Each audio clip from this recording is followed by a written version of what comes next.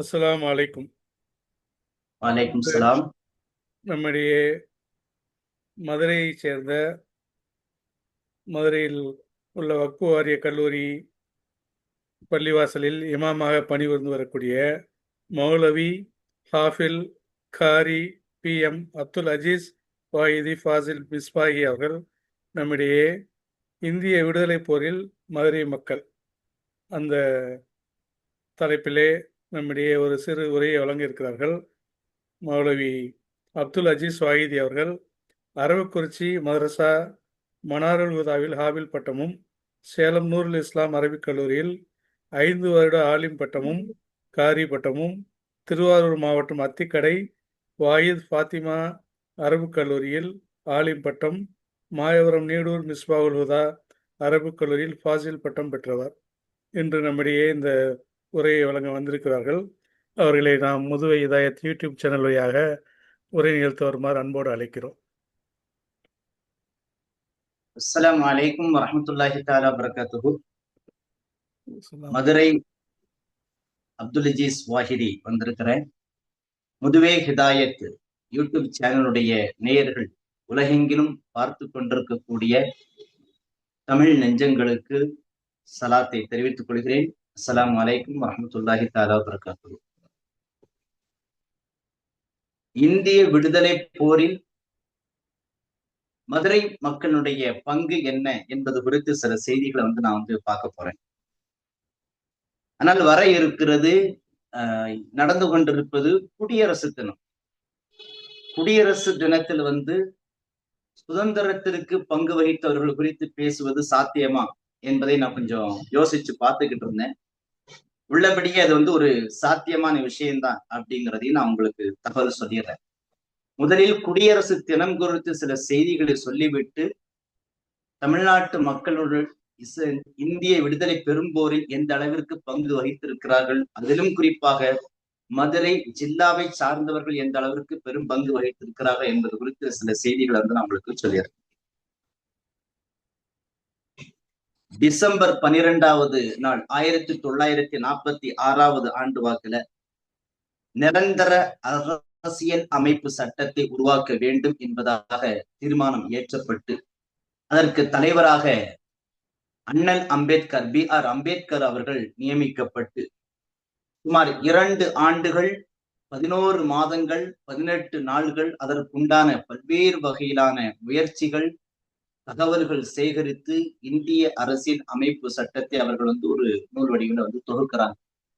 தொகுத்து அதை பாராளுமன்றத்துல சமர்ப்பிக்கப்பட்டு 1950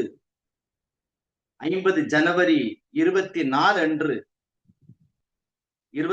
அன்று அதை சப்மிட் பண்ணி 308 பாராளுமன்ற உறுப்பினர்களுடைய ஏகோபித்த ஆதரவோடு அமைச்சரவையினுடைய பிரதம மந்திரியாக இருந்த மறைந்த திரு ஜவஹர்லால் நேரு அவர்களுடைய அமைச்சரவை அதற்கு ஒப்புதல் கொடுத்து ஜனவரி 26 1950வது ஆண்டை இந்திய குடியரசு நாளாக கொண்டாட வேண்டும் என்று ஏகமனதாக தீர்மானம் செய்யப்பட்டு தொடர்ந்து 75 ஆண்டுகளை கடந்து நாம் கொண்டாடி கொண்டிருக்கிறோம்.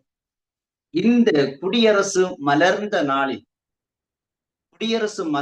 நாளில் நம்முடைய பங்களிப்பு என்ன, முஸ்லிம்களுடைய பங்களிப்பு என்ன, அதிலும் குறிப்பாக மதுரை மக்களுடைய பங்களிப்பு என்ன என்பது குறித்து சில தகவல்களை மட்டும் நான் உங்களுக்கு சொல்றேன்.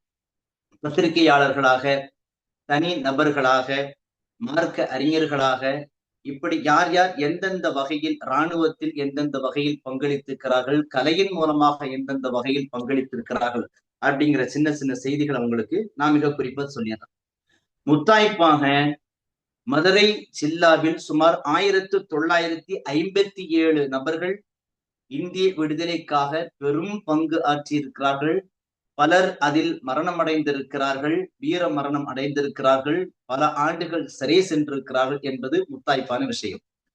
நான் சொல்லக்கூடிய செய்திகள் யாவும் எங்களுடைய மதுரையை சார்ந்த அருமை நண்பர் MA சர்தார் அவர்கள் இந்திய விடுதலையில் முஸ்லிம்களுடைய பங்களிப்பு, மதுரை மக்களுடைய பங்களிப்பு அப்படின்னு சொல்லிட்டு ஒரு நூல் போட்டிருக்கிறாரு.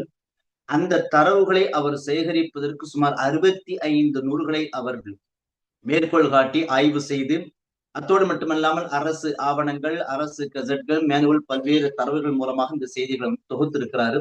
அதுல இருந்து நான் சில செய்திகளை நான் உங்களுக்கு மிக சுருக்கமாக சுட்டி காட்டியிருந்தேன். முதலாவதாக பத்திரிகை துறையில் யார் யார் என்னென்ன பங்குகளை செய்திருக்கிறார்கள் மதுரை மாவட்டத்தை சார்ந்தவர்கள் என்று பார்க்க வேண்டும். அன்றைய காலகட்டத்தில் திருமங்கலம், அதன் பிறகாக பெரியகுளம், தேனி, கம்பம், நிலக்கோட்டை போன்ற பல்வேறு 8 தாலுகாக்கள் மதுரை ஜில்லாவில் இருந்துருச்சு. அந்த வகையில சில செய்திகளை நான் குறிப்பிட்டு காட்டுகிறேன். கம்பம் பீர் முகமது பாவலர் அவர்கள் காவல்துறை ஆணையாளராக இருந்திருக்கிறார்கள். இருந்ததோடு மட்டுமல்லாமல் அதற்கு அடுத்து சிவகங்கை ஜமீனில் உதவி தாசில்தாராக பணியாற்றி பத்திரிகை துறையில் மிகப்பெரிய அளவிலான பங்களிப்பை செய்து நம்முடைய இந்திய விடுதலைக்கு பெரும் பங்காற்றி இருக்கிறார். இவர் மதுரை ஜில்லாவை சார்ந்தவர். இவர் 1898 1945 வரைக்கும் அவர் வாழ்ந்திருக்கிறார். அடுத்ததாக மதுரை அலியார் அப்படின்னு ஒருத்தர் இருந்திருக்கிறாரு. சுதந்திர தாகம், தாய்நாடு ஆகிய நாடகங்களை மக்கள் மத்தியில் மிகச்சிறந்த முறையில் எழுச்சிகளை உண்டாக்கி மக்களுக்கு விடுதலை வேட்கையை ஊட்டி இருக்கிறார். நாடகம் என்பது நம்ம அனைவரும் தெரிந்த ஒன்றுதான். ஒரு 50-60 வருடங்கள் முன்பு வரைக்கும் ஒரு நாடகம் என்று போட்டுவிட்டார்கள் என்றால் அதற்குண்டான ஆதரவுகள் மக்களுக்கு எந்த அளவுக்கு மக்களிடத்தில் எழுச்சியை உருவாக்குகிறதோ அந்த நாடகங்கள் பல காட்சிகளாக பல ஊர்களில் தொடர்ந்து போட்டுக்கொண்டே இருப்பார்கள். அப்படி விடுதலை வேட்கையை ஊட்டியவர் தான் மதுரை அலியார் என்பவர்கள். அடுத்ததாக கொல்லைப்பட்டறை தெருவை சார்ந்தவர் இவர். அதுக்கடுத்ததாக மொய்தீன் அப்படிங்கிறது சுதந்திர முரசு அப்படிங்கிற ஒரு நாடகத்தையும் போட்டு மக்களுக்கு மிகப்பெரிய அளவிலான எழுச்சியை கொடுத்திருக்கிறார். அடுத்ததாக ANV அப்துல் காதர் தன்னுடைய மனைவியோடு, மேலூரை சார்ந்தவர், மதுரை ஜில்லாவில் இருந்து மேலூரை சார்ந்தவர். இவர் தன்னுடைய மனைவியோடு தேசபக்தி பாடல்களை வீதி வீதியாக எங்கெங்கெல்லாம் மக்கள் கூடுகிறார்களோ அந்தந்த பகுதிகளில் எல்லாம் தேசபக்தி பாடல்களை பாடியதோடு மட்டுமல்லாமல் அதை எழுதி மக்களுக்கு மத்தியில் மிகச்சிறந்த அளவிலான ஒரு விடுதலை வேட்கையை அவர்கள் ஊட்டியிருக்கிறார்கள் என்பது இதிலிருந்து நமக்கு தெரியக்கூடிய ஒரு செய்தி. இதுவெல்லாம் பத்திரிகை மற்றும் கலைத்துறையின் மூலமாக என்னென்ன பங்கு கிடைச்சிருக்கு அப்படிங்கிறத இதுல சுட்டி காட்டுறாங்க. அடுத்ததாக பாருங்களேன், ஒரு மிக முக்கியமாக கிலாபத் இயக்கத்தில் ஈடுபட்டிருந்த சுதந்திர போராட்ட வீரர் சையது ஷம்சுத்தீன் அவர்களுடைய அருமை மகனார் ஹாஜி சையது இஸ்மாயில் சாஹிப் அவங்க மதுரை முனிச்சாலை பகுதியை சார்ந்தவங்க. இவங்க 1930 இந்தியன் அப்படிங்கிற ஒரு வார இதழை நடத்தி மிகப்பெரிய அளவிலான பங்களிப்பை கொடுத்திருக்கிறார்கள். ஏராளமான ஆக்கங்கள், ஏராளமான கதைகள், ஏராளமான கட்டுரைகள், பாடல்களை வெளியிட்டு மக்கள் மத்தியில் மிகச்சிறந்த விடுதலை வேட்கையை கொடுத்திருக்கிறார். அடுத்ததாக நம்முடைய நூற்றாண்டு விழா கண்ட நாயகன் கவிக்கு அப்துல் ரஹ்மான் இருக்காங்க இல்லையா, அவர்களுடைய தந்தை சையது அகமது என்கின்ற மகதி அவர்கள் வீர வரலாறுகள், அதாவது நாம் அவர் போராடி கொண்டிருக்கக்கூடிய சுதந்திர காலகட்டத்திற்கு முந்தைய மக்களுடைய வீர வரலாறுகளை மக்கள் மத்தியில் எழுதி அவர்களுக்கு ஒரு மிகப்பெரிய அளவிலான விடுதலை வேட்கையை கொடுத்திருக்கிறாங்க அப்படிங்கிற செய்தியும் நமக்கு பார்க்க முடியுது. இதே மகதி தான் வெடிகுண்டு என்கின்ற ஒரு பத்திரிகையை துவங்கி அன்றைய காலகட்டத்தில் மிகச்சிறப்பு பங்கு கொடுத்திருக்கிறாங்க அப்படிங்கிற ஒரு செய்தி நமக்கு காண கிடைக்கின்றது. அடுத்ததாக இரண்டாவது விஷயம், இராணுவத்துல நேதாஜி சுபாஷ் சந்திர போஸ் ஐயா எப்பேற்பட்ட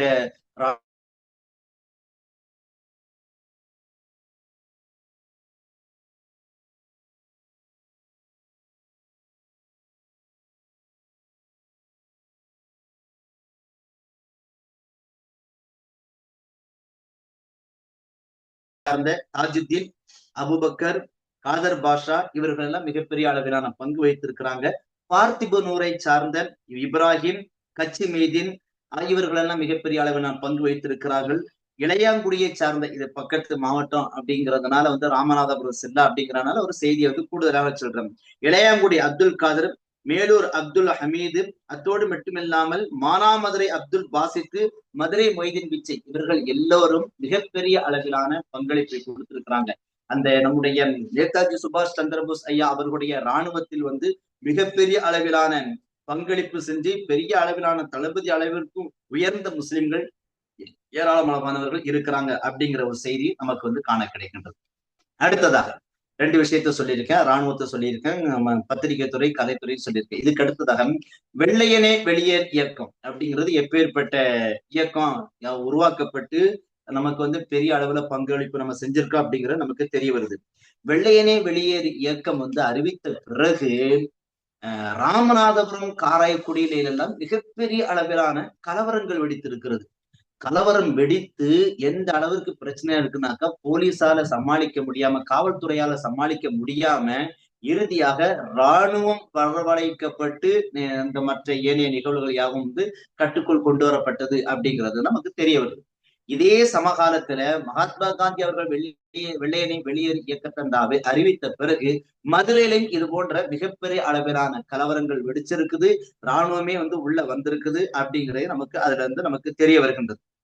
இந்த சமயத்துல வந்து இவ்வளவு விஷயங்களுக்கு இடையிலே வந்து மதுரை நகர சபை சேர்மன் இருக்கிறாங்க, NMR சுப்பராமன். இவங்க தான் வந்து தலைவரா இருந்திருக்காங்க. மதுரை நகர சபைக்கு வைஸ் சேர்மனாக ஹாஜி முகமது மௌலானா சாஹிப் அவங்க இருந்திருக்கிறாங்க.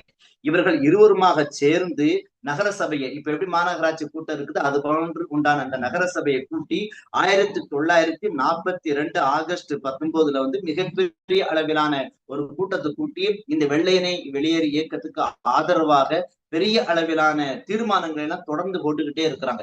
இது அரசுக்கு வந்து பெரிய அளவுல வந்து தலைவலியை கொடுத்துருது. இந்த தலைவலியை கொடுத்த உடனடியாக அரசாங்கம், பிரிட்டிஷ் அரசு என்ன செய்யுது அப்படின்னாக்க, உடனடியாக மதுரை முனிசிபாலிட்டி வந்து கலைச்சிடுறாங்க. அல்லது வந்து கிட்டத்தட்ட 6 மாசம் சஸ்பெண்ட் பண்ணிடுறோம் அப்படின்னு சொல்லி நிறுத்தி வச்சிடறாங்க. நிறுத்தி வச்ச பின்னாடி செப்டம்பர் மாதம், அதே 1942 செப்டம்பர் மாதத்துல ஒரு நாள்ல என்ன பண்ணிட்டாங்கன்னாக்க, முழுவதுமாக மதுரை முனிசிபாலிட்டி கலைக்கப்பட்டுருச்சு. கலைக்கப்பட்டு ஆணையருக்கு வந்து அதிகாரம் வழங்கப்பட்டுருச்சு. இதே மாதிரியான ஒரு சூழ்நிலை திண்டுக்கல் முனிசிபாலிட்டிக்கும் நடந்திருக்குது. பழனி முனிசிபாலிட்டி, இந்த திண்டுக்கல், பழனி, நிலக்கோட்டை இது எல்லாமே மதுரை சில்லாவில் எல்லைக்கு உட்பட்ட ஒரு எல்கைதான் அப்படிங்கிறதே நம்ம இதுல இருந்து தெரிய வரணும். அப்படி என்றால் வெள்ளையனே வெளியேறு இயக்கத்தில் மதுரை முஸ்லிம்கள் எந்த அளவிற்கு உண்டான பங்களிப்பை மிகச்சிறந்த முறையில வந்து செயல்படுத்தி இருக்கிறாங்க அப்படிங்கிறது நம்மளால வந்து இதுல வந்து புரிய முடிகின்றது. இதற்கு அடுத்தபடியாக நடந்திருக்கக்கூடிய ஒரு செய்தியும் பார்த்தோம் அப்படின்னாக்கா, இந்திய பத்திரிகை ஆசிரியர்னு சொல்லி ஒருத்தர் வந்து இந்தியன் வார இதழ ஒருத்தர் நடத்துறான்னு சொல்லி அவர் சொல்லியிருந்தோம்ல, இவர் என்ன பண்ணியிருக்கிறாருனாக்கா, இந்த வெள்ளையனே வெளியேறு இயக்கத்து சம்பந்தமாக போஸ்டர் அடிக்கிறாரு. போஸ்டர் ஃபுல்லா அடிச்சு, பத்திரிகைக்காரர் அப்படிங்கிறதுனால போஸ்டர் அடிச்சு மதுரை மாநகரம் முழுவதுமாக பெரிய அளவுல இருந்து ஒட்டியதோடு மட்டுமல்லாமல் வரிகொடா இயக்கமும் அந்த சமயத்தில் நடந்திருக்கிறது. இது ஒரு செய்தியாக நாம இப்ப பார்க்கிறோம். அதற்கு அடுத்ததாக வந்து நம்முடைய மௌலானா சாஹிப் அவங்க, மதுரை ஹாஜி மௌலானா சாஹிப், TS அப்துல் ரஹீம் சாஹிபும், SVM சையது சாஹிப் இவர்கள் எல்லாம் கைதாகி பல மாதங்கள் வந்து தண்டனையை வந்து அனுபவிச்சிருக்கிறாங்க. அதற்கு அடுத்ததாக சையது முகமது கபீர், மொய்தீன் கானு, மீரான் மெய்தீன், ராதிர் பிச்சை முகமது, முகமது இஸ்மாயில், அடுத்ததாக அப்துல் ரஹீம் சத்தாரு, காதர் பிச்சை, இவர்கள் யாவரும் மிகப்பெரிய அளவிலான போராட்டத்திலையும் ஈடுபட்டிருக்கிறாங்க. இத்தோடு மட்டுமில்லாமல் மாணவர்களும் இந்த போராட்டத்தில் மிகப்பெரிய அளவிலான பங்கை வகித்திருக்கிறார்கள் அப்படிங்கிறதும் இந்த செய்தியிலிருந்து நமக்கு காண முடிகின்றது. 1940 அந்த 42 அந்த ஆண்டு வாக்கில் அமெரிக்கன் கல்லூரி மதுரையில வந்து இன்னும் வந்து மிகச்சிறந்த முறையில வந்து நடந்து கொண்டிருக்கக்கூடிய ஒரு கல்லூரி, மிகவும் பழமையான ஒரு மிகவும் புகழ்பெற்ற பிரபலமான ஒரு கல்லூரி, அமெரிக்கன் கல்லூரி. அந்த கல்லூரியில வந்து ஒரு மாணவர், குலாம் மொய்தீன் அப்படிங்கிற ஒரு மாணவர், அவர் வந்து கைது செய்யப்படுறாரு. இவர் எதுக்கு கைது செய்யப்படுகிறார் என்று பார்த்தால், மாணவர்களை போராட தூண்டி இருக்கிறார் அப்படிங்கிற காரணத்திற்காக. ஏனென்றால் அந்த சமயத்துல வந்து மாணவர்களுடைய எழுச்சி, காங்கிரஸ் இந்த இயக்கத்திலிருந்து, பேரு இயக்கத்திலிருந்து தங்களை ஐக்கியப்படுத்திக் கொண்டு நாட்டினுடைய, தேசத்தினுடைய, இந்திய நாட்டினுடைய விடுதலைக்காக பெரிய அளவில் வந்து போராட்டம் செய்து கொண்டிருந்த அந்த மாணவ செல்வங்கள் யாவரும் கைது செய்யப்படுகிறார்கள். அதனுடைய தலைவரும் மிக முக்கியமாக கைது செய்யப்படுகிறார்கள். இதுல இந்த ஒரு விஷயத்தை வந்து பார்க்கணும். ஒரு அரசாங்கம், மிகப்பெரிய அரசாங்கம் ஒண்ணு நடந்து கொண்டிருக்கிறது. மக்கள் வந்து அவங்க கிட்ட வந்து அடிமைப்படுத்தி கிடக்குறாங்க. இந்த சமயத்துல படிக்கக்கூடிய, கல்வி பயிலக்கூடிய மாணவர்கள் எல்லாம் போராட்டத்தில் ஈடுபட்டார்கள் என்றால் அவருடைய படிப்பு கல்வி முதலாவதாக அது பெரிய அளவில் பாதிப்பை உண்டாக்கும். அதை எல்லா இடங்கள்லையும் சனநாயகம் தலைத்தோங்க வேண்டும் என்பதற்காக எந்தெந்த நாடுகளிலெல்லாம் மாணவர்கள் போராடுகிறார்களோ அங்கெல்லாம் அவர்கள் முதலாவதாக ஒடுக்கப்படுவது, அவருடைய கல்வி நிலையிலிருந்து அவர்கள் முதலாவதாக தடுக்கப்படுகிறார்கள், கல்வி பெறுவது தடுக்கப்படுகிறது. இதே ஒரு சூழ்நிலை தான் அமெரிக்கன் கல்லூரி மாணவர் குலாம் மொய்தீன் அவங்களுக்கு நடந்திருக்குது. மாணவர்களை தூண்டி இருக்கிறாங்க அப்படிங்கிறதுக்காக கைது செய்யப்பட்டிருக்கு. இதை தற்போது எந்தெந்த நாடுகளில், அதிலும் குறிப்பாக பல்வேறு சனநாயக நாடு என்று சொல்லப்படக்கூடிய பல நாடுகளில் கைதாகி சிறையில் எடுக்கக்கூடிய மாணவர் தலைவர்கள், மாணவர் போராட்டங்களை முன்னெடுத்தவர்கள் எல்லாம் எந்த அளவுக்கு சிரமத்தில் இருக்கிறாங்க அப்படிங்கிறத சமகாலத்தில் ஒரு நிகழ்வோட ஒப்பிட்டு பார்த்தோம்னாக்கா அந்த வீரியம் எந்த அளவுக்கு இருந்திருக்குது அப்படிங்கிறது நமக்கு பெரிய அளவுல தெரியுது. அடுத்ததாக ஒரு விஷயத்தை பாருங்க, தனி நபர் சத்தியாகிரகம். ஐயா மகாத்மா காந்தியடிகள் சத்தியாகிரகங்கள், பல்வேறு வகையிலான சத்தியாகிரகங்களுக்கு அவர் தலைமையேற்று அவருடைய ஒப்புதல்படி பல இடங்கள்ல ஆங்காங்கு நடந்து கொண்டே இருக்கும். சிறிய கிராமம் முதற்கொண்டு நகரம் முதற்கொண்டு பெருநகரங்கள் வரைக்கும் வடநாடு தென்னாடு எல்லா பகுதிகளிலும் பெரிய அளவிலான சத்தியாகிரக போராட்டங்கள் நடந்து கொண்டே இருந்திருக்கு. இந்த வகையில 1933 ஆண்டு ஜூன் மாசத்துல மகாத்மா காந்தி ஒரு அறிக்கை வெளியிடுறாரு, ஒரு அனுமதி கொடுக்கிறார். தனி நபர் சத்தியாகிரகத்திற்கு மகாத்மா காந்தி அவர்கள் அனுமதி கொடுக்கிறார். அந்த அறிவிப்பு வெளியான பிறகு தமிழகத்தில் இருக்கக்கூடிய பெரும்பாலும் இருக்கக்கூடிய எல்லா மக்களும் மிக ஈடுபாட்டோடு மிகுந்த ஆர்வத்தோடு அந்த போராட்டத்துல தனிநபர் சத்தியாகிரகத்துல கலந்துக்கிறாங்க. இதில் முஸ்லிம்கள் எந்த விதத்திலும் விதிவிலக்கு அல்லாமல் அவர்களும் பெரிய அளவில் கலந்து கொண்டதோடு மட்டுமல்லாமல் மிகப்பெரிய ஆர்வத்தையும் அவர்கள் கொடுத்திருக்கிறாங்க. அதுல யார் யார் இருக்கிறாங்கன்னு சொல்லி பார்க்கிறேன். கம்பம் பீர் முகமது ராவுத்தர், இப்ராஹிம், முகமது அப்துல் காதர், அப்துல் லத்தீப் கான், KS அப்துல் அஜீஸ், திண்டுக்கல் அப்துல் சத்தாரு, அப்துல் ரஹீம் சாஹிப், காதர் மெய்தீன், SS மரைக்காயரு, போடி கான் முகமது புலவர், அடுத்ததாக MK மீரான், கோம்பை மைதீன் பிள்ளை ராவுத்தர், முகமது சாலியா, ஹாஜி முகமது, நயினார் ராவுத்தர், அப்துல் ரஹ்மான், சையது முகமது ஆகியோர் 1941 தனிநபர் சத்தியாகிரகம் இருந்தார்கள் என்பதற்காக இவர்கள் அனைவருமே மதுரை ஜில்லாவை சார்ந்தவர்கள். இவர்கள் அனைவருமாக கைது செய்யப்பட்டு 6 மாதம் அல்லது 1 வருடம் வரைக்கும் சிறை தண்டனை விதிக்கப்பட்டவர்கள். 100 ரூபாய், அன்றைய காலகட்டத்தில் 1940 வாக்குலாம் ஒரு 100 ரூபாய் அப்படிங்கிறது எவ்வளவு பெரிய தொகை அப்படிங்கிறது நம்ம எல்லாத்துக்கும் தெரியும். அதற்காக அவர்கள் அந்த அபராத தொகையும் கட்டியிருக்கிறார்கள் அப்படிங்கிறது அவருடைய அந்த செய்திகள் இருந்து நமக்கு காண கிடைக்கின்றது. இதுல மிக முக்கியமாக திண்டுக்கல் அப்துல் சத்தார் அப்படிங்கிற ஒரு நபரை நான் குறிப்பிட்டேன். சரியா, இவங்க திண்டுக்கல்ல இந்த போராட்டத்தை அந்த சில்லா திண்டுக்கல் தாலுகா பகுதியில பெரிய அளவுல போராட்டத்தை முன்னெடுத்து நடத்தி இருக்கிறாங்க, தலைமை தாங்கி நடத்தி இருக்காங்கன்றது தெரிய வருது. ஏனென்றால் மற்ற மேலே குறிப்பிட்ட எல்லாருக்கும் 6 மாதம் சிறை தண்டனை, 100 ரூபாய் அபராதம். ஆனால் திண்டுக்கல் அப்துல் சத்தார் அவர்களுக்கு 1 வருடம் கடுங்காவல் தண்டனையும் 500 ரூபாய் சிறை தண்டனையும் அவருக்கு 500 ரூபாய் சிறை தண்டனையும் அவருக்கு வழங்கியிருக்கிறாங்க அப்படிங்கிறது இந்த செய்தியில இருந்து நமக்கு காண முடிகிறது. என்றால் அவர் இந்த போராட்டத்தை எந்த அளவிற்கு மிகுந்த வீரியத்தோடு எடுத்து சென்று மக்களை திரட்டி இருக்கிறாரு அப்படிங்கிறது இந்த செய்திகளிலிருந்து தெரிய வருது. இதற்கு அடுத்ததாக ஒரு செய்தியை நாம பார்க்க வர்றோம். என்னன்னாக்கா, 2ஆம் உலகப் போர், அந்த 2ஆம் உலகப் போர் நடக்குது. அது நடந்த ஆண்டு 1939 இருந்து 1945 வரைக்கும் 2ஆம் உலகப் போர் நடக்குது. இந்த உலகப் போர்ல இந்தியர்கள் ஒரு நடுநிலையான ஒரு நிலையில இருக்காங்க, கலந்து கொள்ள வேண்டாம் அப்படிங்கிற மாதிரியான பெரும்பான்மையான மக்களுடைய ஒரு எண்ணம் இருக்குது.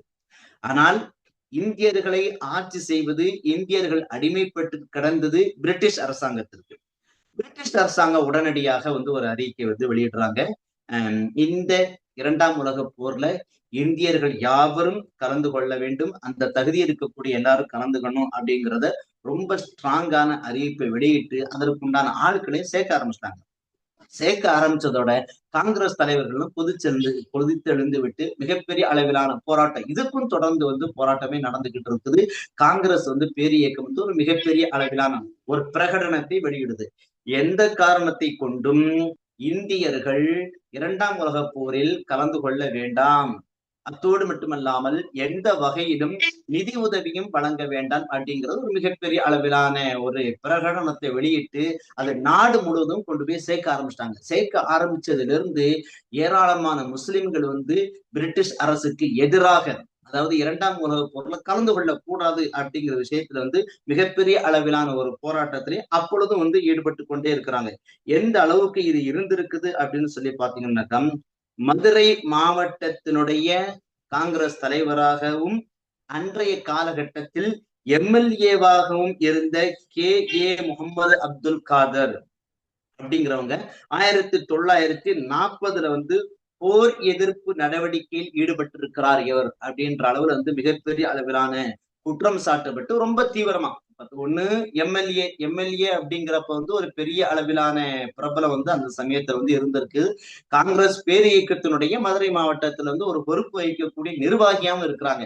நிர்வாகியா இருக்கின்ற பொழுது மக்களை எந்த அளவுக்கு திரட்டி நீங்கள் 2ஆம் உலகப் போரில் கலந்து கொள்ளக்கூடாது, நிதியுதவி வழங்கக்கூடாது என்பதில் மிக தீவிரமாக போராடியதன் காரணத்தினால் அவர்கள் கைதாகி 1 வருடமாக கடுங்காவல் தண்டனையும் 500 ரூபாய் அபராதம் அவங்களுக்கும் விதிக்கப்பட்டுச்சு.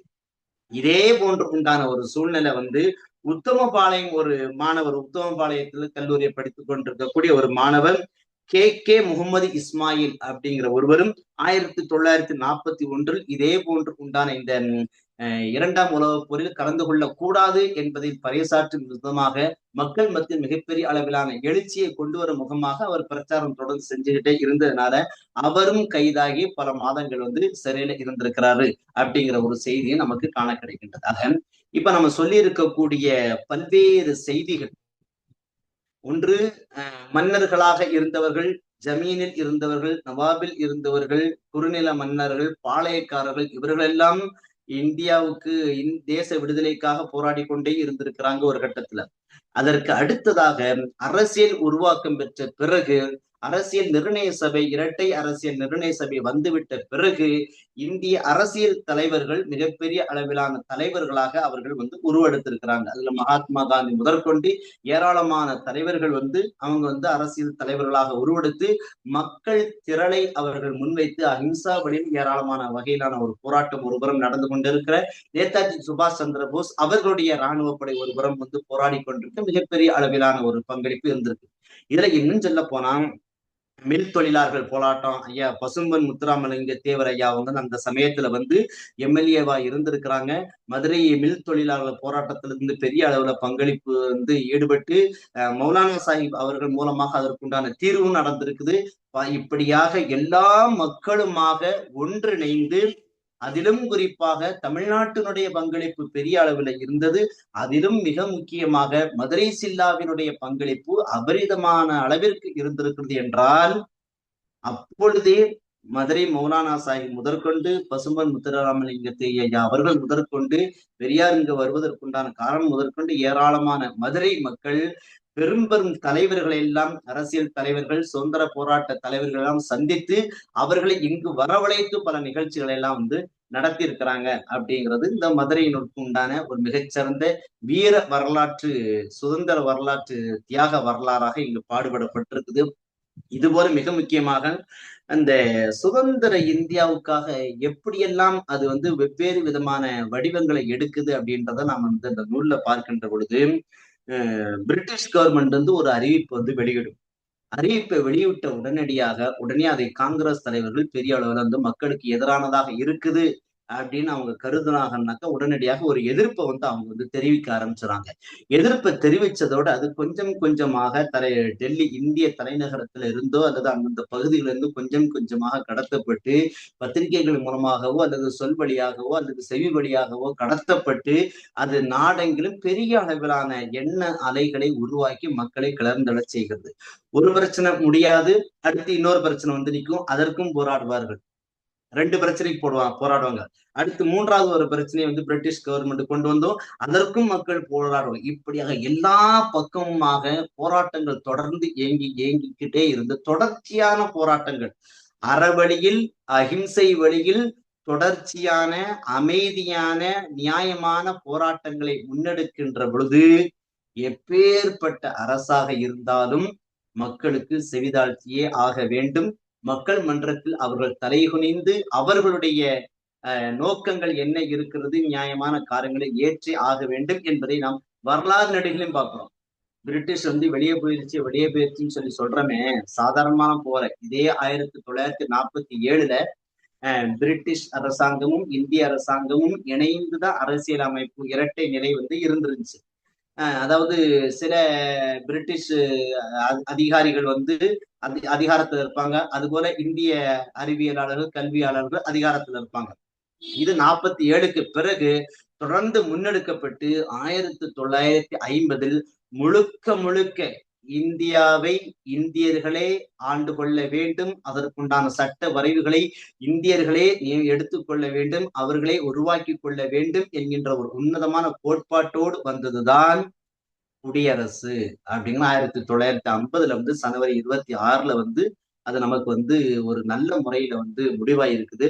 அந்த குடியரசை பாதுகாக்கக்கூடிய இந்திய அரசியலமைப்பு சட்டத்தை பாதுகாக்கக்கூடிய இருப்பும் பொறுப்பும் கடமையும் அரசியல்வாதிகள் மட்டுமல்ல, அதிகாரிகள் மட்டுமல்ல, மாணவர்கள், கல்வியாளர்கள், அறிவியலாளர்கள், பொதுமக்கள், நல்ல சிந்தனை உடையவர்கள், நேர்மறையான சிந்தனை உடையவர்கள், உள்ளபடியே இந்தியாவின் மீது, தாய் நாட்டின் மீது மிகுந்த அக்கறை கொண்டிருக்கக்கூடிய எல்லா மக்களும் அந்த குடியரசினுடைய அந்த சட்ட திட்டங்களை நாம் பாதுகாக்க வேண்டும், அதை ஏற்று நடைமுறைப்படுத்த வேண்டும். அந்த இந்திய குடியரசிற்கு, அரசியலமைப்பு சட்டத்திற்கு ஒரு இழுக்கு, ஒரு அவமானம் என்று வருகின்ற பொழுது அதற்கு எதிராக நாம் அமைதியான முறையில், சாத்வீகமான முறையில் நம்முடைய குரல்களை நாம் தொடர்ந்து பதிய வைத்துக் கொண்டே இருக்க வேண்டும் என்பதை நமக்கு இந்த குடியரசு தினம் வந்து ஒரு அழுத்தமான ஒரு பதிவாக, நமக்கு ஒரு படிப்பினையாக நமக்கு பதிவு செஞ்சிருக்கிறது. வாய்ப்பளித்தமைக்க முதுவை ஹிதாயத் அவர்களுக்கும் காணொலியில் கண்டு கொண்டிருக்கக்கூடிய அனைவருக்கும் குடியரசு தின நல்வாழ்த்துக்களை தெரிவித்துக் கொண்டு, எல்லா மக்களுடைய பங்களிப்பும் இதுல மிகுதமாக இருக்கு. குறிப்பிட்டது முஸ்லிம்களுடைய பங்களிப்பு என்ன, அதிலும் குறிப்பாக தமிழ்நாட்டிலிருந்து மதுரை முஸ்லிம்களுடைய பங்களிப்பு என்ன அப்படிங்கிறத மட்டும் குறிப்பிட்டிருக்கிறேன். அருமை கருதி நான் என்னுடைய வாய்ப்புக்கு நன்றி கூறி விடைபெறுகிறேன். நன்றி. அஸ்ஸலாமு அலைக்கும் வரஹ்மத்துல்லாஹி தஆலா வபரகாத்துஹு. மிக்க நன்றி ஹஜ்ரத். இந்திய விடுதலையில் மதுரை முஸ்லிம்களின் பங்களிப்பு தொடர்பாக மிக சுருக்கமான வகையிலே உரை நிகழ்த்தியமைக்கு மிக்க நன்றி. மீண்டும் ஒரு நிகழ்வில் சந்திப்போம். அஸ்ஸலாமு அலைக்கும். அலைக்கும் சலாம்.